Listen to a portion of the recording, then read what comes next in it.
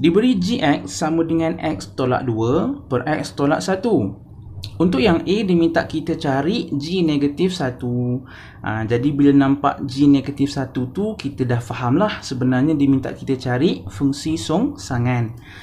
Kita dah buat dalam video sebelum ni lebih kurang 4 soalan kan? Rasa cikgu lah 4 soalan, kita cari fungsi songsangan.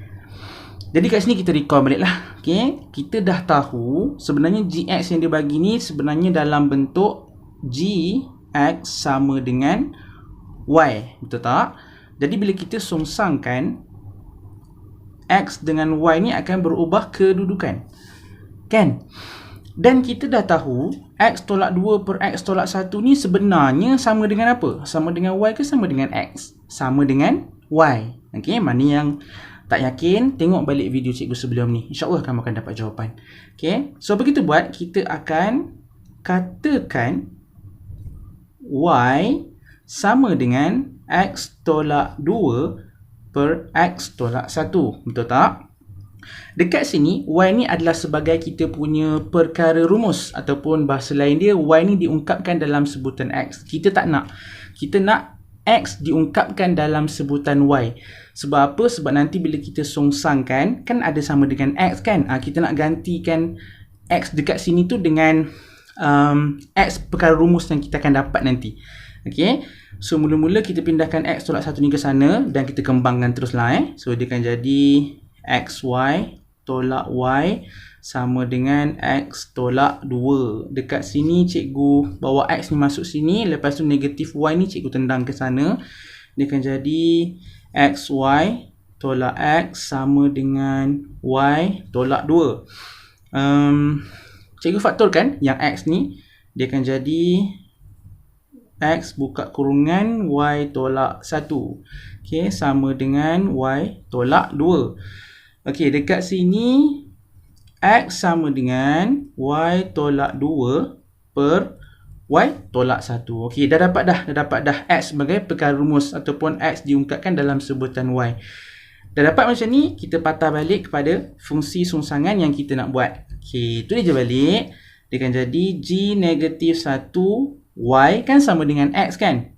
X kan kita dah tahu dah, iaitu Y tolak 2 per Y tolak 1. Tulis je. So, Y tolak 2 per Y tolak 1. Okey, dah siap dah. Sebenarnya kita punya fungsi songsangan. Cuma macam cikgu pernah cakap lah, kebiasaannya dia minta kita ungkapkan dalam pemboleh ubah X.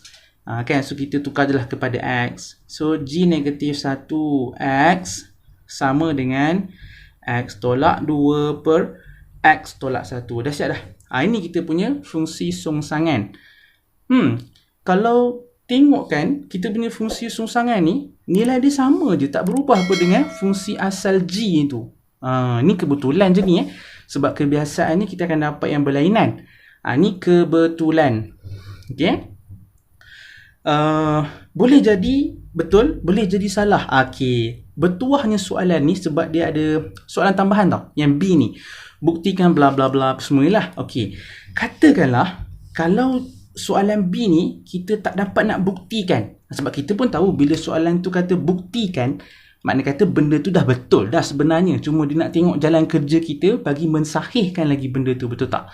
So, katakanlah jalan kerja kita nanti tak dapat nak buktikan benda ni. Makna kata fungsi songsangan yang cikgu buat ni salah. So, jom kita buat yang B ni. Tengok dapat ke tak. Kalau dapat tu makna kata fungsi songsangan yang cikgu buat ni betul.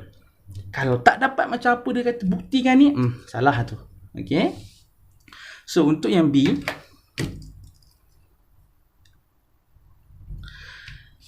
dia kata apa? Buktikan G negatif 1X sama dengan G negatif 1 GX sama dengan X. Maksud dia, G negatif 1X sama dengan X. G negatif 1 GX sama dengan X. So, kita kena buat dua-dua benda ni lah.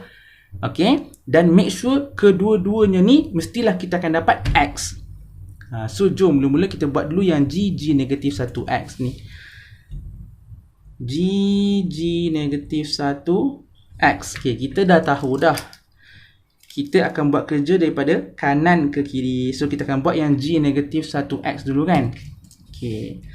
So, dia akan jadi, G depan tulis je lah kan. G. Okay. Apa maksud X yang dalam kurungan ni? Adakah X ni merujuk kepada objek atau image? Jaga-jaga. Sebelum jawab tu jaga-jaga. Tengok dulu. Yang ni G -1. Maksud ni dalam kurungan ni apa? Image kita. Image di bawah fungsi songsangan. Okay. Okay. Maknanya kata kita just gantikan je lah X yang dalam kurungan ni kepada X yang berada di dalam fungsi songsangan. Okay. Sebab sekarang kita tengah tengok yang fungsi songsangan kan. Okay, jangan tengok yang fungsi asal. Walaupun hakikatnya sama je, tak berubah kan. Ni kebetulan sama.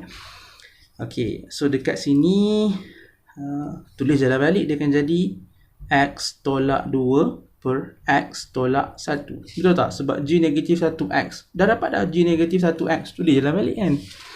Okay, sekarang ia dah jadi G dalam kurungan. G dalam kurungan. Yang dalam kurungan ni pula apa? Objek ke image? Objek. Tadi image cikgu. Yelah, tadi di bawah fungsi songsangan. Betul tak? Tapi sekarang ni kan di bawah fungsi G. Bukan songsangan. So, yang dalam kurungan ni objek. Kita kena masukkan objek ni dalam fungsi G. Maknanya kata fungsi G kita apa?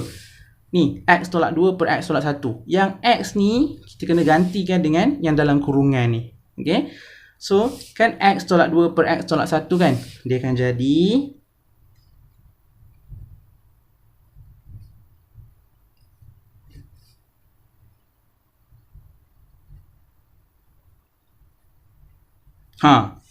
dia jadi macam ni. Pecahan biasalah, pecahan macam ni. Map pula tu kan. Nampak tak? Ini sebenarnya X ni. X tolak 2 per X tolak 1. Betul tak? Tengok sama je. X tolak 2 per X tolak 1. Cuma cikgu ubah X tu kan. Ubah kepada apa? Ubah kepada apa yang ada dalam kurungan ni. Okay. Cikgu harap kamu okey lah yang ni. Okay. Sebab tu cikgu galakkan, tengoklah video-video yang cikgu buat sebelum ni. Sebelum kamu terus skip pada video ni. Kamu blur nanti. Okey, dekat sini apa kita buat? Kita akan samakan pembawah. Kita akan samakan penyebut kat sini dengan penyebut dekat sini. Okey, so dia akan jadi X tolak 2 per X tolak 1 tolak 2X tolak 2 per X tolak 1 per yang bawah ni pula. X tolak 2 per X tolak 1 tolak X tolak 1 per X tolak 1. Okey. Cikgu harap cikgu tak buat silap kat mana-mana. Mudah-mudahan lah. Okay, InsyaAllah betul. Sebab cikgu pun risau apa ni pecahan kan. Dia dah macam serabut. Takut cikgu pun careless. Okey. Pembawah dah sama. Sekarang kita akan gabungkan pecahan ni dengan pecahan ni. Okay. So atas dengan atas lah, bawah dengan bawah lah Cuma bila kita nak gabungkan pecahan, student biasa dia tak buat kurungan. Sebab tu dia dapat jawapan salah. Okay. So dia akan jadi X tolak 2 tolak 2X tambah 2 per X tolak 1. Yang cikgu buat ni yang atas ni. Yang atas ni. Okay. So per besar ni. Okay. Bawah pula. X tolak 2 tolak X tambah 1 per X tolak 1. Yang dua bawah ni untuk yang ni. Okay. Okey. Ni kita boleh pemudahkan lagi ni. X tolak 2X kan. Negatif 2 tambah 2. Benda ni kita boleh settlekan lagi ni.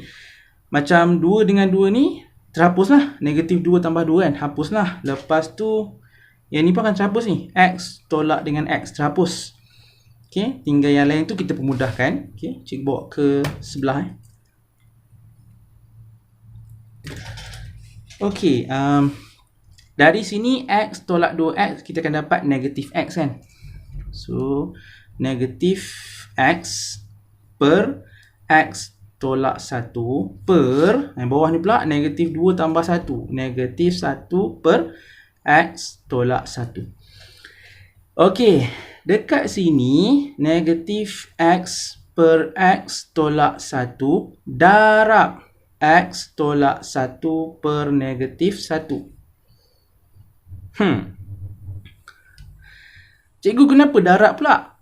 Okey, kan sini kan bahagi ni, betul tak? Kan negatif X per X tolak 1 bahagi negatif 1 per X tolak 1. Bahagi ni cikgu tukarlah pada darab. Lepas tu pecahan lepas tu Lepas yang bahagi tukar darab tu pecahan kemudian lah. Selepas daripada tu, pecahan tu kita akan terbalikkan. Negatif 1 per X tolak 1 dia akan jadi X tolak 1 per negatif 1. Dia akan jadi macam tu. Okey, dekat sini kita boleh potong. X tolak 1 ni boleh potong dengan X tolak 1 ni. Yang tinggal apa? Yang tinggal negatif X per negatif 1. Negatif potong dengan negatif. Jadi positif lah maksud dia kan. X bahagi 1, X lah. Nampak tak? Okey. Dekat sini pembuktian kita yang pertama dah berjaya. Okey, ingat kita dah buat yang ni. Okey, yang ni dah berjaya dah ni.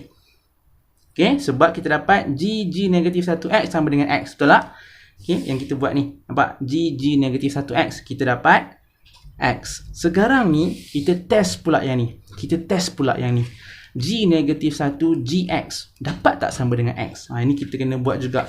So, cikgu guna pen. Tadi pen apa? Tadi pen biru, pen hitam pula lah.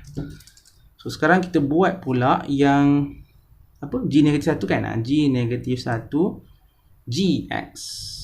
Okey, kali ni kita akan start dengan GX dahulu. Kalau tadi kan kita start dengan yang G negatif 1X kan? Okey, apa GX kita? Yang lain tulis je balik. G negatif 1. Okey, apa GX kita? GX kita adalah yang ni. Kan? X tolak 2 per X tolak 1.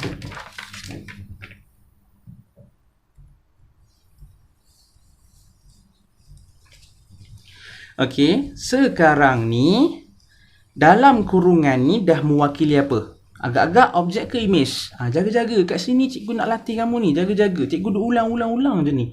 Dalam kurungan ni objek ke image? Image di bawah fungsi sungsangan. Sebab tu kena alert kita ni tengah buat sungsangan ke atau bukan sungsangan ni. Kena alert benda tu. Kan? Sebab bila sungsangan, kedudukan image ataupun objek tu dah berubah. Betul tak? Okay, macam kita buat sini lah. Nampak tak?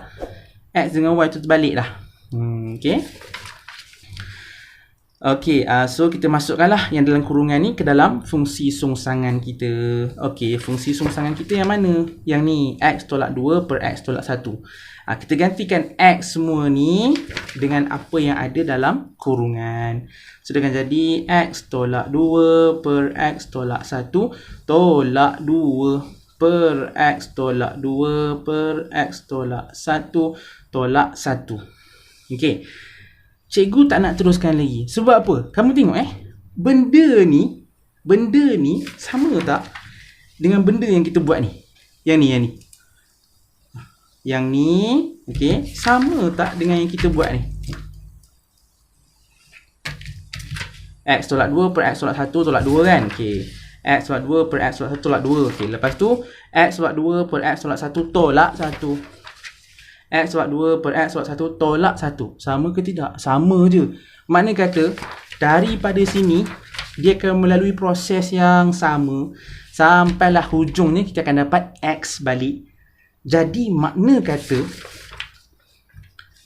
kita berjaya lah soalan pembuktian ni.